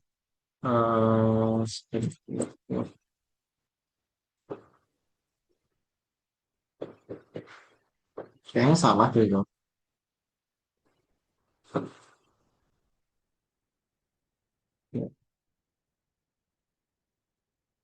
Oke, untuk trafonya di sini untuk mengoreksi tegangan TM-nya ya, itu delta Pak. Delta itu berarti dia tidak butuh netral. Ya biasanya kalau di sisi TM sih ada yang butuh netral, ada yang enggak. Nah ini enggak butuh netral ya, berarti benar ya. Saya keliru dalam gambarnya Pak. Ini harusnya cukup 3 kabel ya, sama 1 kabel untuk grounding. Ini butuh ya kalau untuk grounding Pak. Nah nanti ke body trafonya begitu. Jadi ini harusnya 3 ya. Oke, nanti akan saya revisi Pak. Terus yang pertanyaan kedua terkait string PV modul nilai DC-AC rasio. Oke, untuk nilai DC-AC rasio ya Pak, standarnya itu adalah 1,1 sampai 1,3. Nah, sebenarnya nilai DC-AC rasio itu nanti yang mengeluarkan dari inverternya. Jadi di inverter itu nanti biasanya ada spesifikasi ya. Nah, di situ menerangkan DC-AC rasionya berapa. Nah, kenapa DCRC rasio bernilai 1,1 sampai 1,3 ya? Mungkin karena sudah ada risetnya di situ ya. Terus efeknya apa kalau nilainya di bawah 1,1 atau di atas 1,3? Nah, efeknya ketika DCRC rasio di bawah 1,1 itu kan berarti kapasitas PV-nya kan lebih kecil dibandingkan dengan kapasitas inverternya. Nah, di situ ya karena DC banding AC nilainya di bawah 1, berarti kan nilai DC-nya lebih kecil daripada nilai AC-nya kan gitu ya Pak ya. Nah, di situ berarti nanti tidak efektif inverternya karena masih ada space atau spare yang sebenarnya itu masih bisa dikasih modul PV gitu. Jadi eman-eman. Secara ekonomis ini ya harganya pasti akan tinggi nanti. Jadi memang yang pasnya ya antara 1,1 atau 1,3. Boleh eh, di bawah 1,1 misal 1,05, 1,08 itu masih nggak apa-apa. Kalau di bawah satu, misal 0,9, 0,95 itu tidak disarankan karena nanti secara ekonomis harganya jatuhnya lebih mahal ya. Ya, walaupun secara praktik ya, secara teknis hal tersebut diizinkan, boleh. DCAC rasio boleh di bawah 1,1, cuma secara keekonomian nanti tidak efektif gitu ya Pak ya. Lalu bagaimana kalau nilai DCAC rasionya itu di atas 1,3? Artinya nilai DC-nya itu kan terlalu tinggi dibandingkan nilai AC-nya. Nah, berarti kemungkinan nanti tegangannya itu bisa over voltage ya Pak. Tadi kan tegangan inverternya itu kan 500 sampai 1500. Nah, di sini misal DC-nya terlalu besar atau modul PV-nya terlalu banyak ya, ada potensi tegangannya terlalu besar. Nanti akan bahaya bagi sistem ya. Nah, inverternya nanti akan mendeteksi terjadi over voltage begitu. Ya, itu efeknya ya, Pak. Kemudian untuk tes commissioning, ya, untuk tes commissioning tahapannya ada beberapa langkah, Pak. Yang pertama harus melakukan pengecekan kabel ya. Biasanya istilahnya kan insulation tester atau dimeter ya. Mulai dari kabel PV, terus kabel dari modul PV, terus kabel dari output inverternya, terus kabel yang masuk ke trafo, kabel MTP, semua kabel itu harus dilakukan pengujian ya, pengujian insulation tester yang pertama itu. Yang kedua harus ada pengujian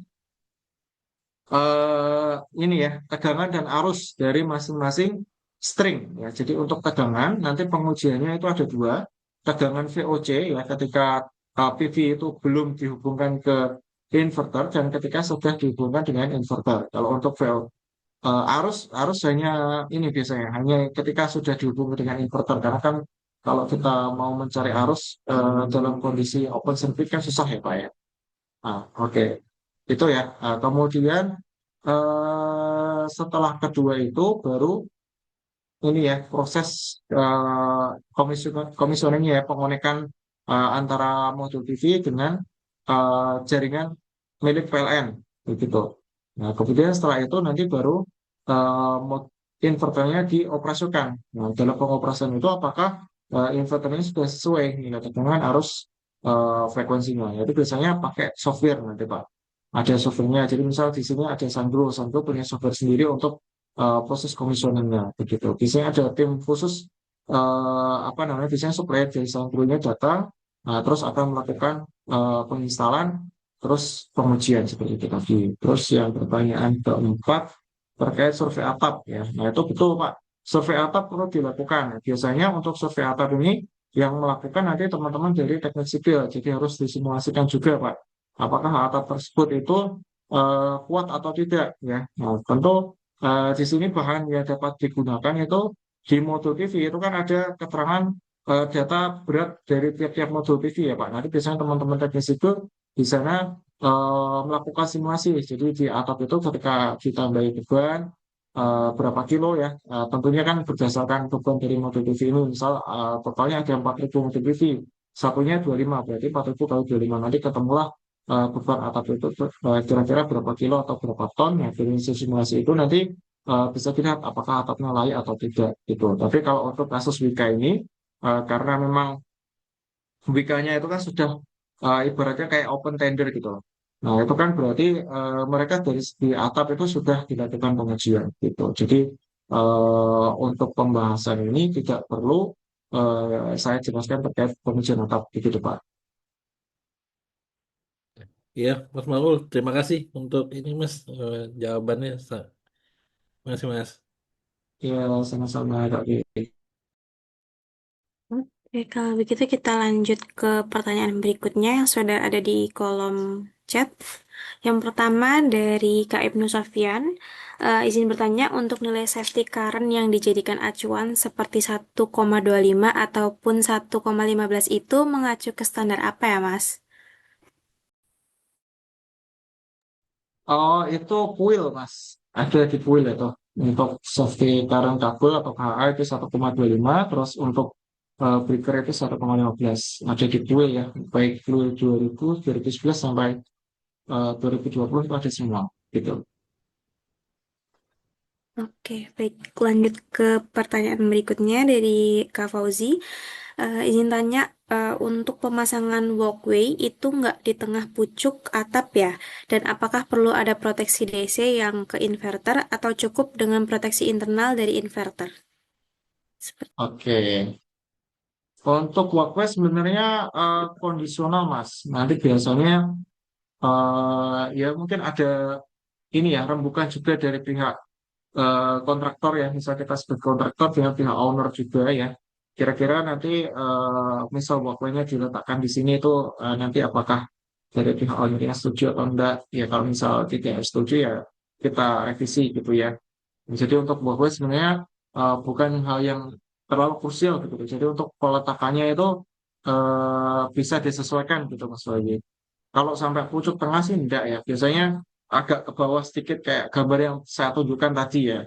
Karena kalau pucuk tengah itu kan gimana? Jalan di paling pucuk itu kan eh, agak lurus gitu kan pasti keseimbangan kita akan goyah gitu ya. Biasanya agak-agak ke bawah dikit, nggak sampai pucuk pol gitu ya. Terus untuk proteksi DC ya. Oke, ini pertanyaan bagus. Untuk proteksi DC ini sebenarnya disesuaikan dengan inverternya ya, Mas. Untuk inverter jenis on-grid kayak Sungrow, SMA, dan lain sebagainya itu, yang inverter-inverter yang terkenal, itu dia sudah ada proteksi DC-nya di dalamnya, Mas. Nah, sudah ada fuse-nya, ada breaker, dan lain sebagainya. Ya, termasuk ada apa ya, relay-relay kecil di dalamnya. Itu sudah ada semua, termasuk pengukuran arus juga ada CT-nya ya.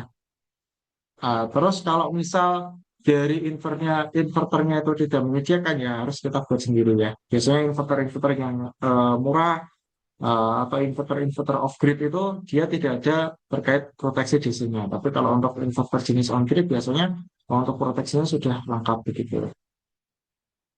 Jadi disesuaikan Mas, dilihat di data sheet inverternya itu sudah tersedia proteksi DC-nya atau belum gitu.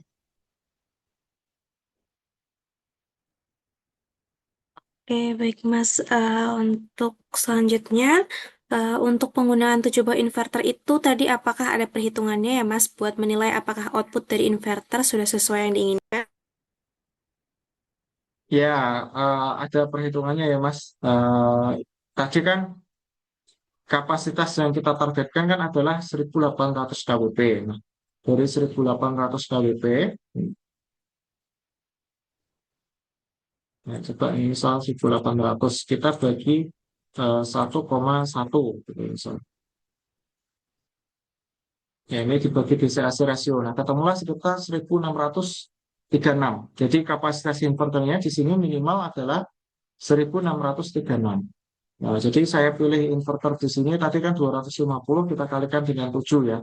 Ketemulah sekitar 1.750. Jadi dasar perhitungannya ini Mas, kenapa saya pilih 7? Karena kalau pilihnya 6 nanti ketemunya cuma 1.500. Ya. Jadi saya naikkan jadi 7 gitu. Ya, untuk mencapai ini tadi ya kapasitas di atas 1,8 MBP atau 1.800 kWp, nah baru dibagi di CIC ratio ketemulah nilai kapasitas inverternya begitu.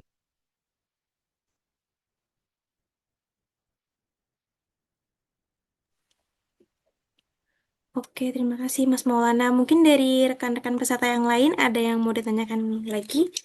Oke, udah ada dari Kak Ananda Reza, udah raise hand. Silakan Kak Ananda.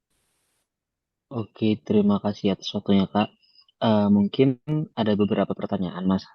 Yang pertama itu tadi cara hitung kabel tray rasio itu gimana ya? Soalnya dari yang saya tangkap tadi, saya itu coba hitung manual, nggak ketemu jawabannya, nggak ketemu angka yang saya hitung sama angka yang udah ada di PPT-nya. Kemudian pertanyaan kedua, kenapa sih Mas lebih pilih konfigurasi PV yang zigzag dibanding yang daisy chain? Untuk pertanyaannya mungkin itu sih Mas. Makasih. Mohon maaf Mas, yang pertanyaan kedua, apa tadi zigzag dengan apa? Kenapa lebih pilih konfigurasi PV yang zigzag dibandingkan dengan konfigurasi yang daisy chain, Mas? Di sistem itu yang seperti apa? Solusinya itu sebentar, oke oke. Ya, bisa bisa segini. Yang pertama untuk kabel tray ya. Coba kita hitung ini.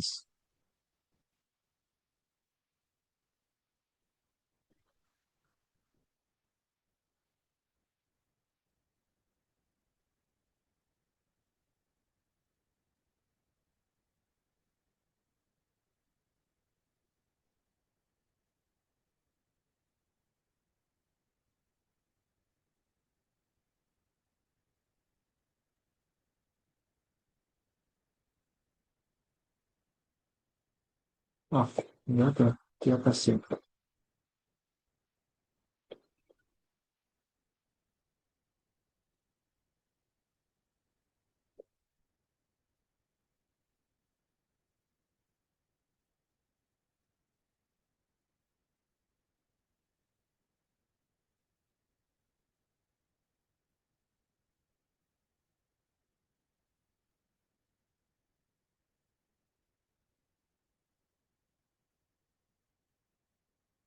Ya, ini ya Mas.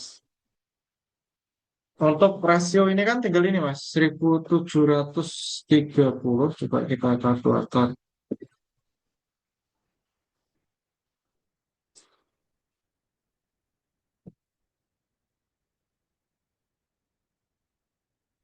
Duh, kami ngomong sih.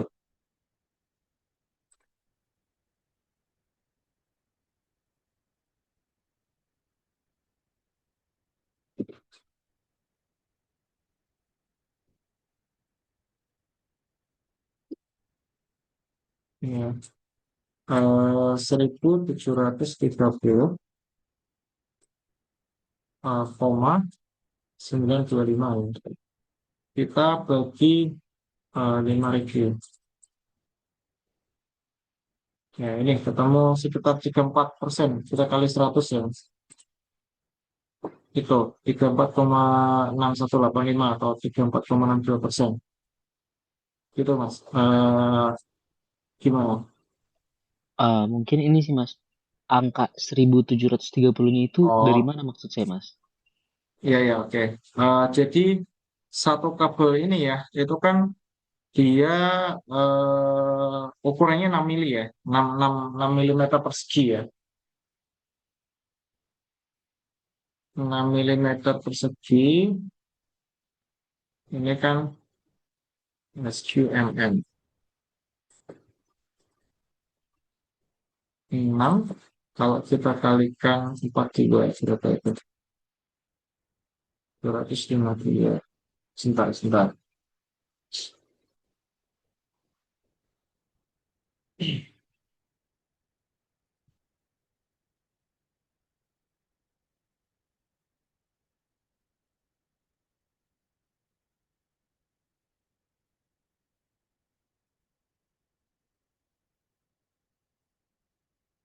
Hmm, sebentar, saya lupa ya. Harusnya tinggal dikali ya. 6 kali 4 kilo.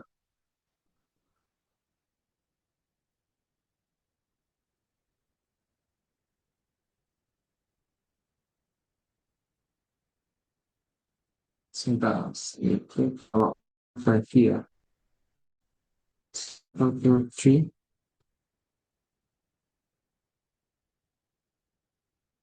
925, 77, 43, 41.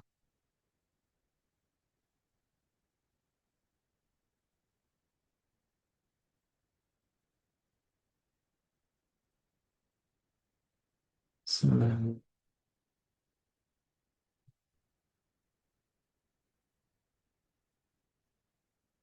Terus, saya lupa. Saya buka AutoCAD-nya dulu ya.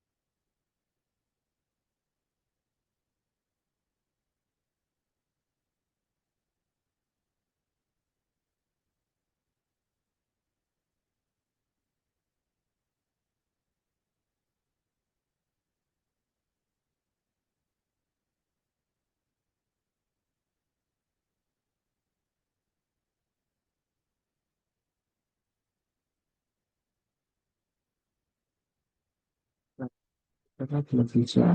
Ya, untuk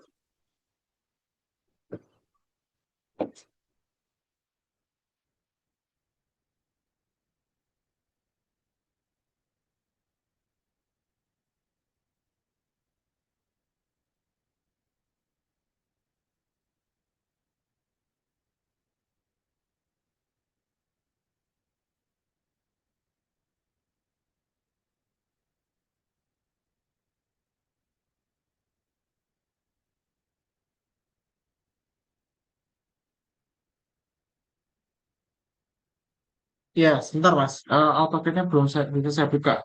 Eh, saya lanjut ke pertanyaan yang kedua ya. Nanti kalau misal saya belum bisa jawab, akan saya jawab lewat WA ya Mas ya. Terus kenapa pakai zigzag? Nah, zigzag itu biasanya dipakai kalau dia modelnya ganjil Mas. Maksudnya ganjil seperti ini. Nah,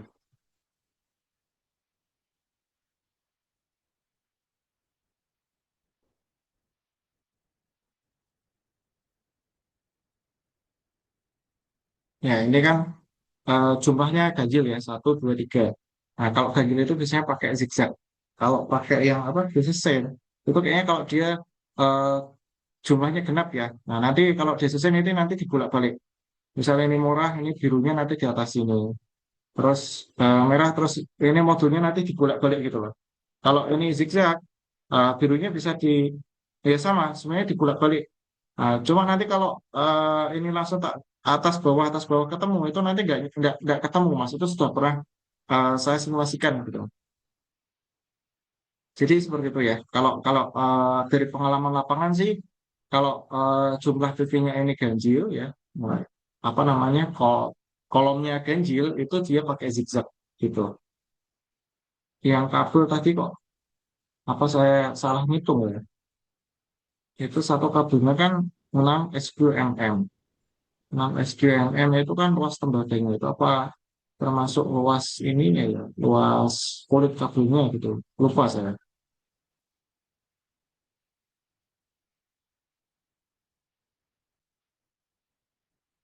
Harusnya kalau 6 luasnya nggak terlalu besar ya. Oke, ini agak lepas.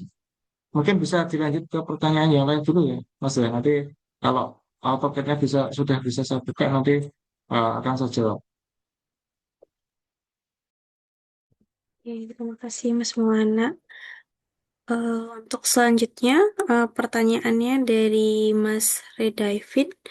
Satu lagi Mas, apakah dalam mendesain PLTS seperti ini perlu menambahkan proteksi surge petir juga Mas?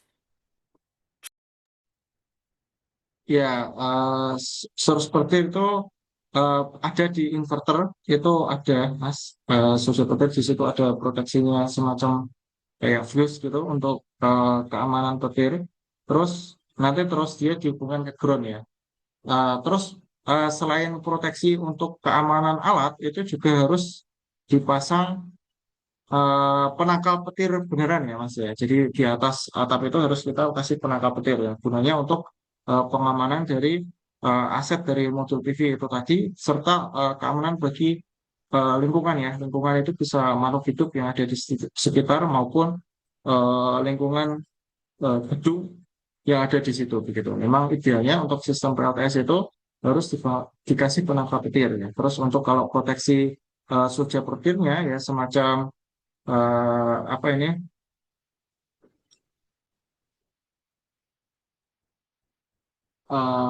apa subjek itu kalau di sistem tegangan meninggi itu apa ya, arrestor ya, semacam arrestor. Nah itu ada di dalam inverternya juga, kecil gitu gitu kan, begitu. Oke, terima kasih Mas Maulana. Selanjutnya, pertanyaan dari Mas Fauzi. Mas izin tanya lagi, soalnya tadi nggak mengikuti dari awal. Untuk tapping interkoneksinya itu di 20 kV atau ya Mas, dan kenapa tidak di tegangan rendah Mas? Terima kasih. Ya ini sebenarnya saya tidak bisa menjawab ini Mas, ini kan kebijakan dari katanya dia meminta. Jadi untuk sistem PLTS itu dia punya satu trafo khusus. Intinya itu aja sih Mas. Sebenarnya bisa kalau kita gabungkan di tegangan rendah. Cuma kan eh, di sana apakah ada panel yang tersedia apabila kita tambahkan ini ya termasuk tambahan koneksi kabel dan lain sebagainya itu kan juga butuh space ya Mas ya. Nah mungkin kalau dari pandangan saya ya dari PT Wika ini karena itu adalah pabrik baru dan kebetulan Wika-nya juga yang megang itu Wika Energi, jadi mungkin karyawan-karyanya atau spesialisasinya itu di bidang energi mereka memang sengaja dari awal itu membangun sistem kelistrikannya di sana sudah dikasih spare satu kubikel TM. Jadi ibaratnya agar apa namanya PLTS itu dia masuk ke satu trafo sendiri gitu. Nah, kalau sistem seperti ini kan satu trafo itu khusus untuk PLTS sendiri. Nah, bisa jadi ini juga sebagai keamanan ya, seperti yang kita ketahui. Inverter itu kan dia komponen yang sifatnya ini ya, rekan-rekan apa namanya, sifatnya itu kan linier ya. Jadi inverter baik inverter itu DC ke AC ataupun AC itu AC itu pasti akan menghasilkan harmonisa. Nah, mungkin konsultannya di sana mereka tidak mau semisal ya terjadi kerusakan pada inverter atau gangguan pada inverter sehingga tertimbul harmonisa itu tadi, dia tidak ingin harmonisa itu menyebar ke jaringan lain atau ke trafo lain. Makanya dia buat satu trafo khusus untuk PLTS gitu. Kalau kalau dari pandangan saya seperti itu, Mas. Tapping out trafo step up langsung dihubungkan ke TM-nya PLN gitu. Seperti kayak biasa, Mas. Ini kayak trafo biasa. Jadi trafo PLN, step up-nya ke listrik PLN ya. Kalau untuk skala industri kan biasanya apa namanya listriknya itu kan 20 kV ke PLN, terus outputnya langsung ke PLTS gitu. Jadi PLTS itu seperti seperti beban biasa gitu aja, Mas Fauzi.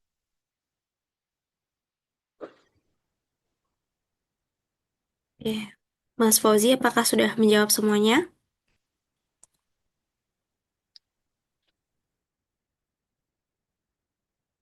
Oke, baik. Mungkin eh, ada lagi yang mau bertanya, rekan-rekan? Satu atau dua pertanyaan terakhir.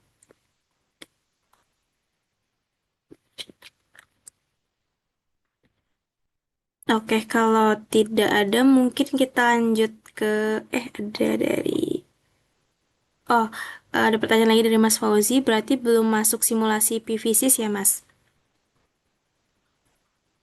Ya, untuk PVSisnya besok ya, Mas Fauzi di sesi ketiga kita akan full PVSis di pertemuan ketiga, terus di sesi keempat nanti kita full perhitungan Excel begitu. Jadi mohon rekan-rekan untuk bisa disiapkan mungkin malam ini atau besok untuk PVSisnya untuk segera diinstal gitu ya.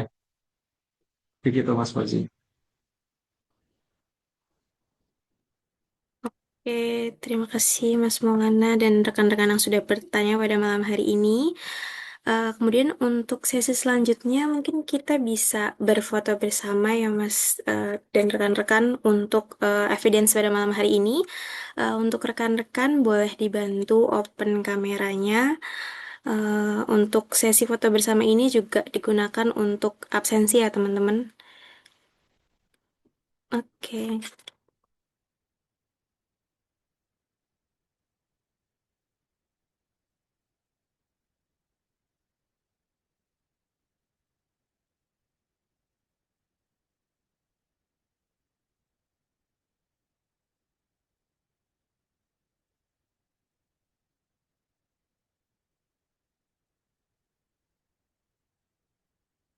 Oke, langsung kita mulai untuk sesi foto bersamanya. Saya hitung 1 sampai 3 ya. 1, 2, 3. Oke, boleh sekali lagi ganti gaya. 1, 2, 3. Oke, terima kasih rekan-rekan. Oke, karena sesi diskusi telah berakhir pada malam hari ini dan juga sesi foto bersama sudah berakhir, terima kasih atas antusiasme pada partisipasi rekan-rekan pada malam hari ini. Kemudian kami juga mengucapkan terima kasih kepada Mas Maulana atas waktu dan ilmu yang telah dibagikan, serta kepada seluruh peserta juga nih yang udah mengikuti sesi dengan sangat antusias. Oke, untuk informasi terkait kelas selanjutnya akan disampaikan melalui grup WhatsApp. Saya Tamara selaku moderator mohon pamit, menuntut ilmu sepanjang masa. Malam ini kita berbagi pemahaman. Terima kasih atas waktu dan partisipasinya. Sampai bertemu di pertemuan berikutnya. Selamat malam.